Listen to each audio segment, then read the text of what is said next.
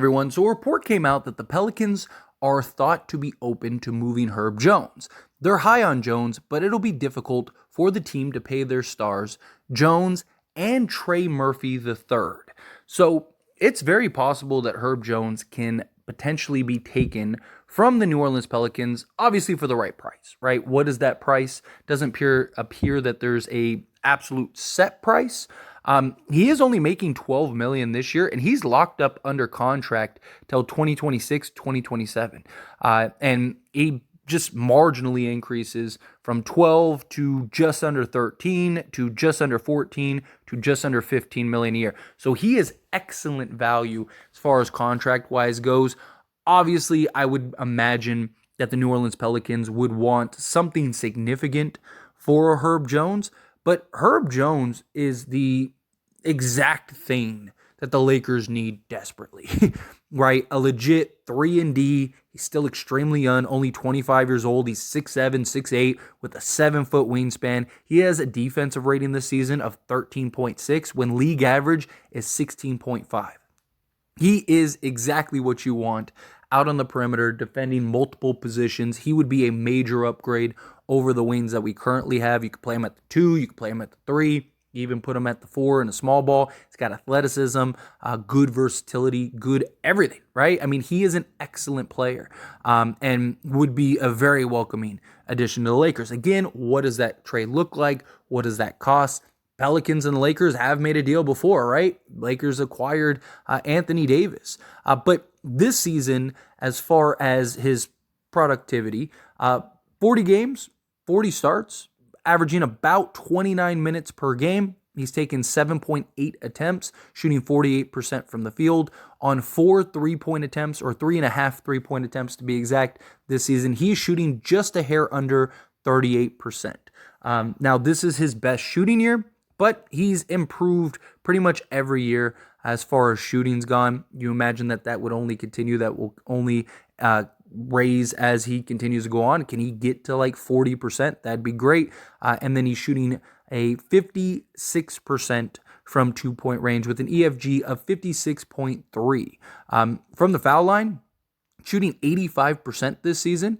And then he's also a guy that can get you a couple rebounds, couple assists, and some steals. So he's averaging 3.6 rebounds, 2.5 assists, and 1.2 steals, along with a block per game.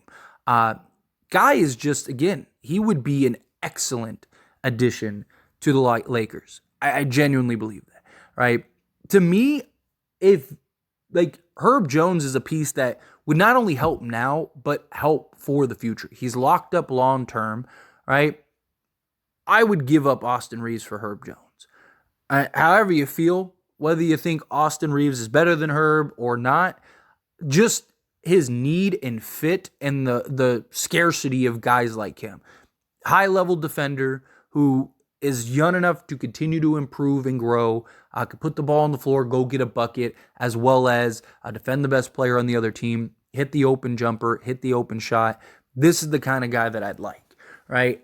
If you could go get Herb Jones and maybe even potentially a Valanciunas, which Valanciunas was being shopped in the offseason, because the New Orleans Pelicans believe that they're going to lose him for nothing because he is an expiring contract, he is an expiring deal, and they want to get something in return for him.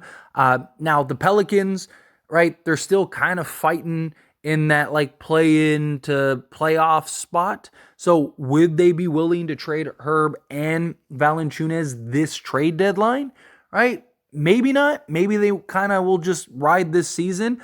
Valanciunas, definitely I could see them trading just because, again, they don't want to lose him for nothing. He's making $15.4 million this season. So collectively, between Herb Jones and Valanciunas, you're talking about $27 million. Get a starting center, get a legit starting 2 or 3, a guy that could legitimately shoot, from 38%, 39% from 3-point range. Would his production improve playing alongside a LeBron James? Maybe you keep a D'Angelo Russell, right? Have maybe a starting 5 of, let's say, D'Lo, Herb. You could go LeBron, AD, and Valanciunas, or I don't know how Valanciunas would feel coming off the bench, but if you wanted to, you could have 80 at the 5 and then go with like maybe a Jared Vanderbilt and really lock down defensively and have D'Lo, especially the way D'Lo's playing currently. But regardless, Valanciunas, I think, would be a nice addition, right? 6'11" height. He's got good size, good strength. He's not like some incredible defensive big man, but he is very serviceable. He's a guy that you could dump the ball down to. How many times a game do the Lakers just go on these like 5-minute runs, 5-minute droughts where they just can't buy a bucket? I actually think there'd be a lot of value in a guy like a Valanciunas who you could just get him on the block, dump the ball down to him, and he could just go get you a bucket. Right? Like there is real value in that. This season, he's shooting 56.7% from the field, from 3-point range, although he's only taking about 2 attempts per game. He's shooting 37% from 3, gives you a little floor spacing. Again, not a guy that's going to be high volume shooting the 3 ball, but the way that Anthony Davis's shot is falling this season, right? You could run Valanciunas and Anthony Davis together. Let AD play a little bit out on the perimeter. Valanciunas can even step out a little bit. I mean, although personally, I'd like Valanciunas down on the block because that's where he's best at doing his damage. He really is and can be a mismatch down there. He's shooting 61.3% from the field. Free throw shooting, he's actually shooting the free throws very well, 81.4%.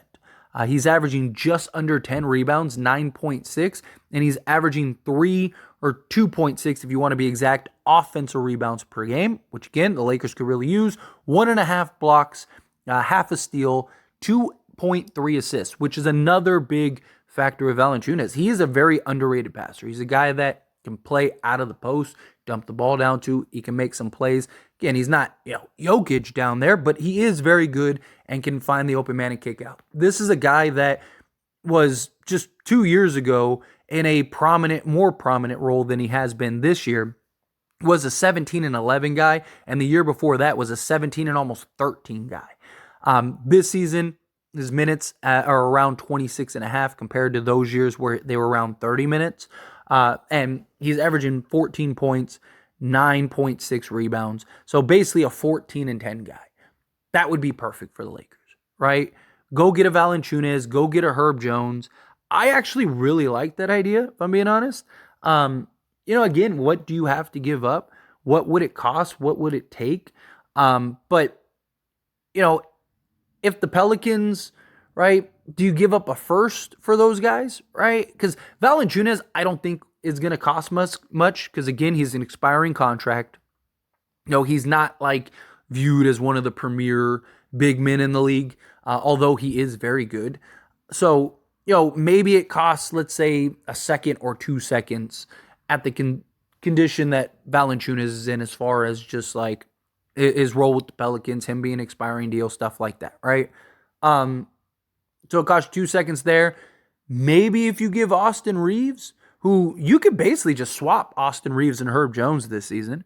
And, my problem is if they're not willing to give up Austin Reeves for a DeJounte Murray or a Zach LaVine or anything like that, would they be willing to give him up for Herb Jones?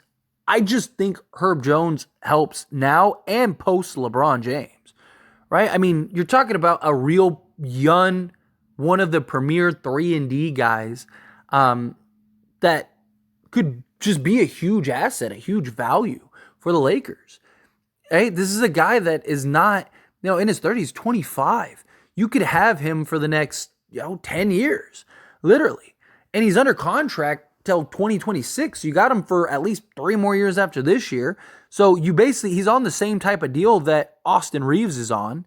So you basically could swap those, and then Valanciunas, I don't think that they would necessarily want or take a D'Lo. Maybe you find a third team for D'Lo and work that out. Although I would like to try to keep D'Lo, right? Because again, you could have D'Lo, Herb Jones. Maybe if D'Lo knows he's safe, maybe you can kind of keep him long term.